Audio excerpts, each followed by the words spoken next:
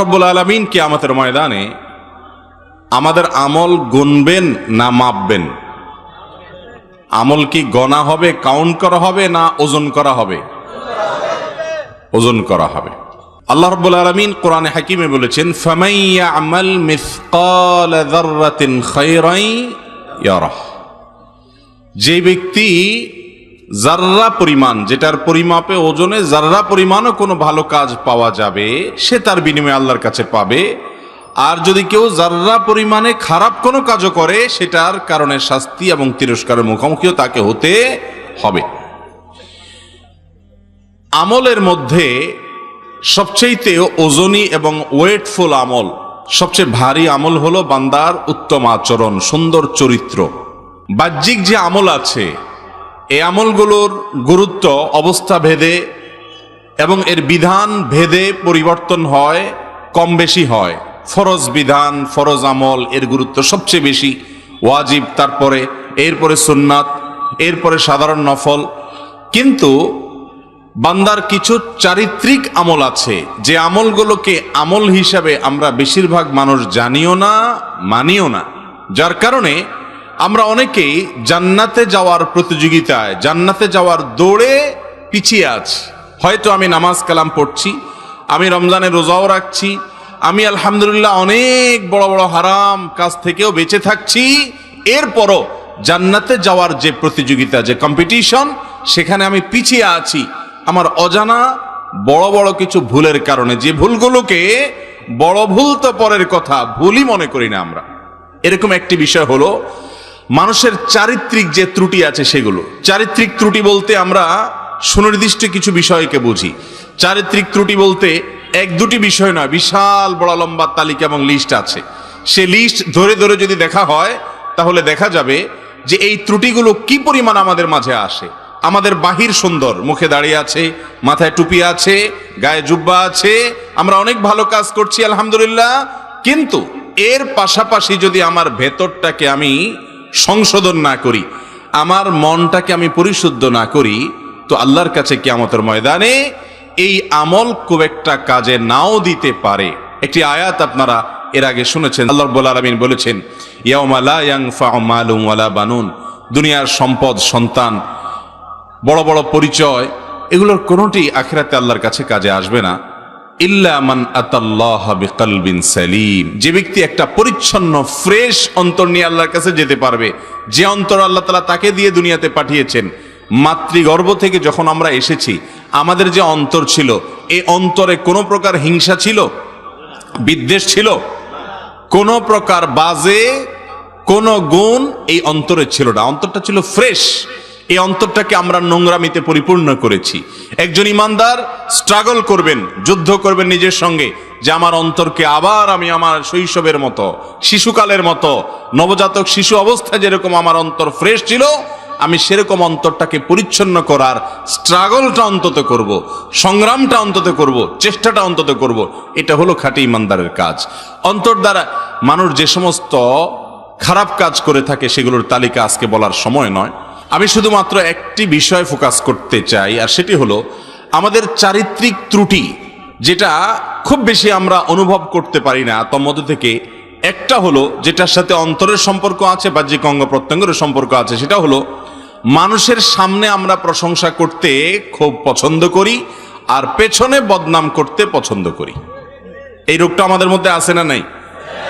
এবং কেউ যদি ধরুন কারোর বদনামি করে আপনার সামনে, সাধারণত আমরা কি করি?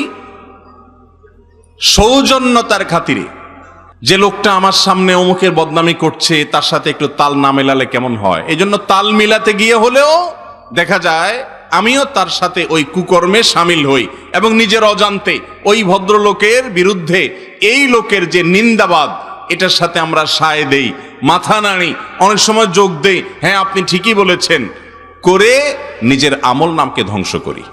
আছে না নাই? আবার যেই লোকের সামনে আপনি প্রশংসা করছেন, ওই লোকটারই পেছনে দুর্নাম করছেন। এই রোগগুলো আজ জনে জনে আমাদের মধ্যে আছে না নাই ভাই? সামনে প্রশংসা করছেন, কিন্তু পেছনে যাওয়ার পর বা তার অগোচরে আপনি সুযোগ পেলে, চান্স পেলে বদনাম করছেন। ওই লোকটারই সামনে আপনি বদনামি করেন না, সামনে করেন প্রশংসা আর পেছনে করেন বদনাম। এই রোগটা কোন কোন ক্ষেত্রে চগলখড়িতে পরিণত হয়, আরেকটা কবিরা গুনাহ। নবী করিম সাল্লাল্লাহু আলাইহি সাল্লাম বলেছেন, লা ইয়াদখুলুল জান্নাতা কাত্তাত আই নামাম।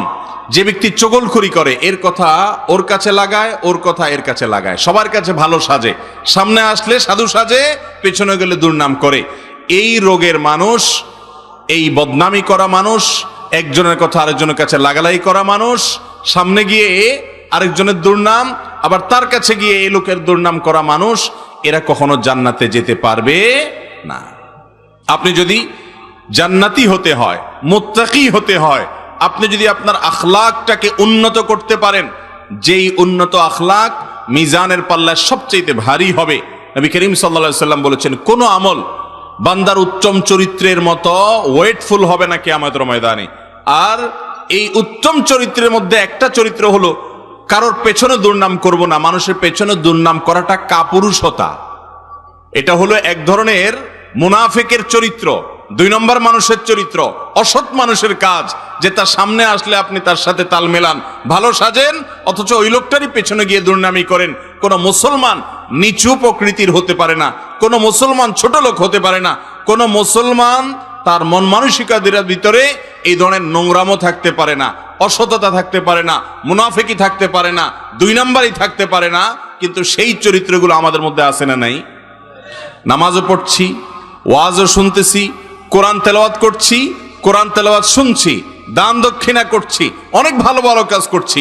যে ভালো কাজগুলো করছি সেগুলোর জন্য অবশ্যই আমি সাধুবাদ পাওয়ার উপযুক্ত। কিন্তু এই ভালো কাজগুলো করে আপনি তৃপ্তির ঢেকুর তুলবেন, আপনি তলে তলে এমন এমন হারাম কাজ করবেন, যেটা যে হারাম সে সম্পর্কে আপনার ধারণাই নেই।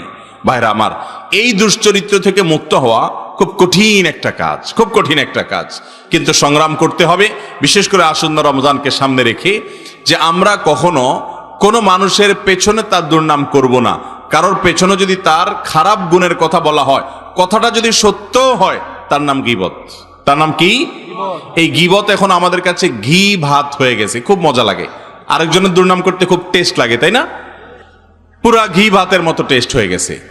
শয়তান আমাদের কাছে এটা সুস্বাদু করে দিয়েছে। ভাইরা আমার, আপনার সামনে কেউ যদি অন্য কারো দুর্নাম করেও, আপনি সেখান থেকে সরে যাবেন, পারলে তাকে থামিয়ে দিবেন, না হলে নিজে সরে যাবেন, কিন্তু কোনো অবস্থাতে তার সাথে তাল মেলাতে যাবেন। অনেক সামাজিকতা আপনাকে জাহান্নামে নিয়ে যাবে। কোনো মন্দ কাজে কোনো প্রকার সামাজিকতা রক্ষা করা যাবে না। অতএব ভাইরা আমার, এই একটা চারিত্রিক সংশোধনী, এই একটা ক্যারেক্টারের কারেকশন যদি আপনি আনতে পারেন, আপনি জান্নাতের পথে অনেক দূর চলে যাবেন ইনশাআল্লাহ। আমি নিজেও এটার জন্য নিজের সঙ্গে নিজে যুদ্ধ করি, স্ট্রাগল করি। আপনাদের জন্য দোয়া করি, আমার জন্য দোয়া করবেন। আল্লাহ তাআলা আমাদের সবাইকে আমাদের চারিত্রিক এই ভয়াবহ অপরাধ, কবিরা গুনাহ, মানুষের সামনে তার প্রশংসা করা আর পেছনে তার বদনাম করা, এই বদঅভ্যাস থেকে আল্লাহ তাআলা আমাদেরকে বেঁচে থাকার তৌফিক দান করুন। সামনে প্রশংসা করা এটা কি খুব ভালো জিনিস? হাদিসে আসছে, নবী করিম সাল্লাল্লাহু আলাইহি সাল্লাম বলেছেন, যে ব্যক্তি তোমার সামনে তোমার প্রশংসা করে, ওই ব্যক্তির মুখের উপরে মাটি মারো। কারণ সামনে প্রশংসা করলে ওই ব্যক্তির মনের ভিতরে অহংকার আসবে, ঠিক না? সে নিজেকে কিছু একটা মনে করবে এবং তার ভিতরে অহংকার আসবে। অতএব সামনে প্রশংসা করে তার ক্ষতি করা হলো। সামনে মানুষের দোষের কথা বলতে হয় মহব্বতের সাথে, বিনয়ের সাথে, ভদ্রতার সাথে, সৌজন্যতার সাথে, আন্তরিকতা এবং দরদ এবং মায়ার সাথে যদি বলা হয়, ভাই মনে কিছু করবেন না, আপনার সব ভালো, মাশাআল্লাহ, এই বিষয়টা একটু আপনি যদি একটু কারেকশন করেন, আপনি আরো ভালো হয়ে যাবেন।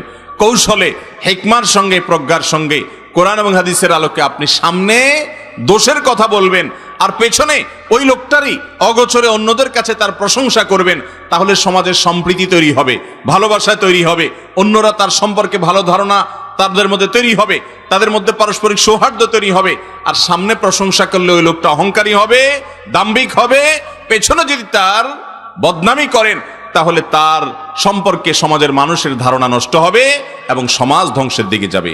অতএব ইসলামের এই সুমহান সৌন্দর্য যদি আমাদের মধ্যে না আসে, তো আমরা কখনো ভালো মুসলমান হতে পারবো না। আমরা নিজের সঙ্গে সংগ্রাম করবো তো ইনশাআল্লাহ।